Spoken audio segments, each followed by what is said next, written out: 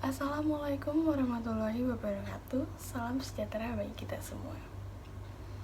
Yang terhormat Ibu Dia Fatma selaku Ketua Tim Penggerak Perkumpulan Kesejahteraan Keluarga Kampung Pisangan, serta hadirin sekalian ibu-ibu anggota dari Perkumpulan Kesejahteraan Keluarga Kampung Pisangan. Pada kesempatan kali ini saya ingin membahas mengenai topik yang cukup hangat diperbincangkan di masyarakat mengenai kekerasan yang kerap terjadi di dalam masyarakat selama masa pandemi. Pemerintah banyak mengeluarkan kebijakan dalam rangka menurunkan tingkat penyebaran COVID-19 di Indonesia. Beberapa di antaranya adalah mengenai kebijakan social distancing dan physical distancing, yaitu mengenai kebijakan untuk menjaga jarak, lalu adanya kebijakan PSBB atau pembatasan sosial berskala besar. Tentu hal tersebut mempengaruhi berbagai aspek kehidupan dalam masyarakat Indonesia.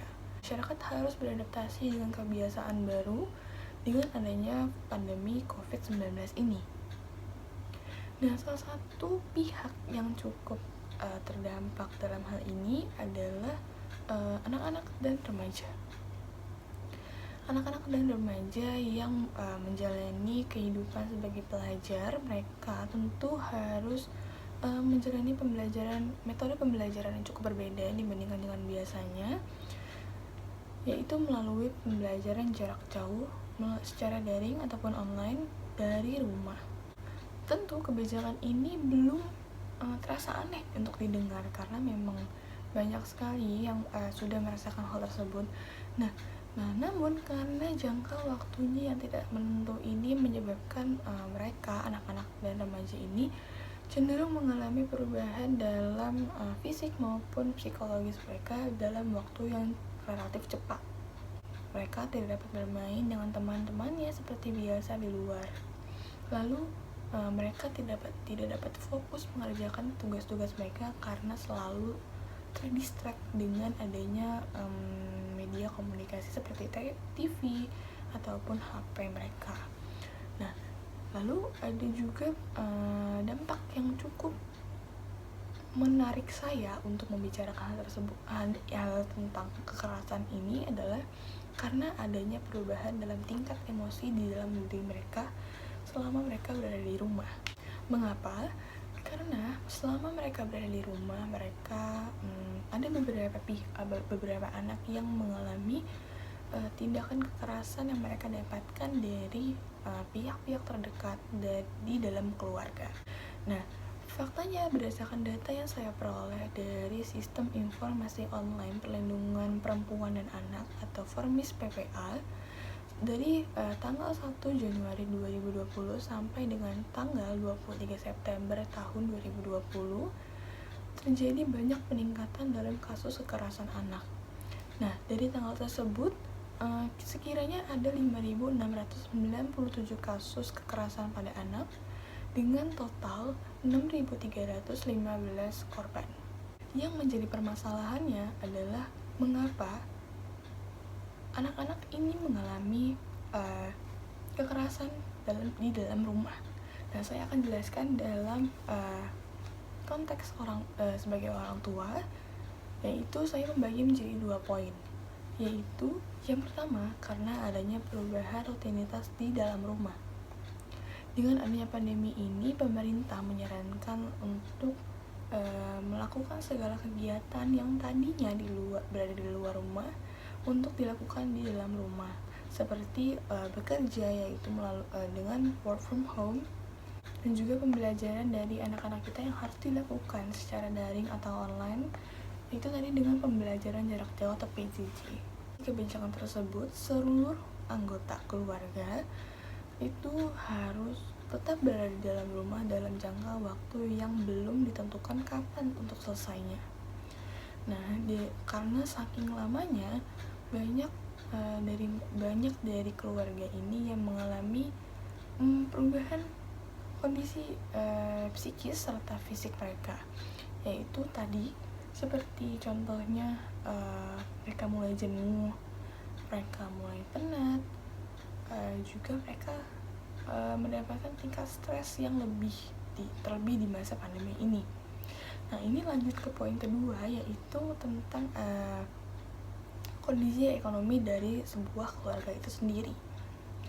Dengan adanya pandemi ini, banyak sekali orang yang harus kehilangan pekerjaan mereka, harus kehilangan sumber penghasilan mereka, sehingga mereka di dalam keluarga itu cenderung mengalami kesulitan finansial. Hal ini tentu membuat para orang tua stres. Bagaimana caranya untuk menstabilkan kondisi finansial mereka agar mereka dapat bertahan hidup.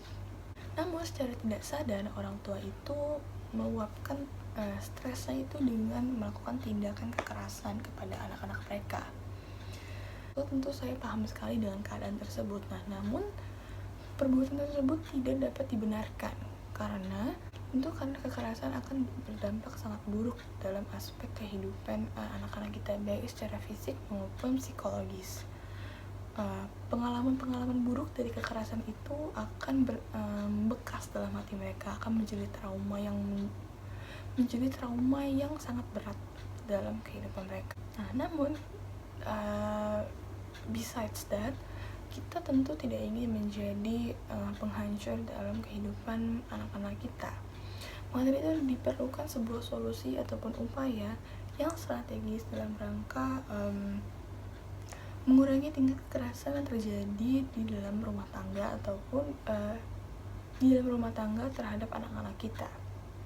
Nah, saya memiliki beberapa solusi, yaitu yang pertama adalah ketika dirasanya rasa stres tersebut tidak dapat ditahan lagi ataupun kondisi emosinya itu sedang tidak stabil, saya sarankan Anda untuk lebih dulu menenangkan diri dan lebih dulu menyingkir lah istilahnya. Lebih dulu menyingkirkan diri supaya tidak terjadi hal-hal yang tidak diinginkan tadi, yaitu kekerasan.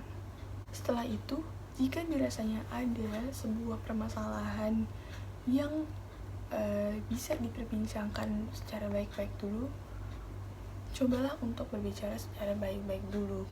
Karena pada dasarnya komunikasi adalah kunci dalam menyelesaikan permasalahan yang kerap terjadi di dalam rumah, misalnya dengan memberikan pengertian lebih tentang apa sih yang harus dilakukan, apa yang tidak seharusnya saya lakukan, ataupun apa yang seharusnya tidak dilakukan oleh seorang anak, kayak gitu.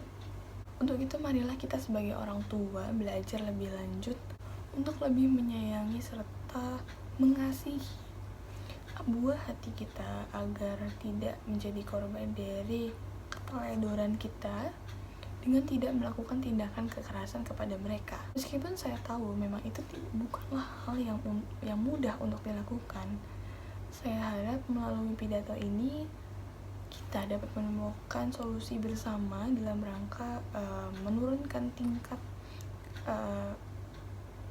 kekerasan anak yang terjadi selama masa pandemi COVID-19 ini. Sekian pidato dari saya. Namun sebelum saya tutup, saya memiliki pantun nih. Pergi ke kampung, jalannya terbelah, pohon jatuh, awas menimpa. Jika ada salah, mohon dimaafkanlah.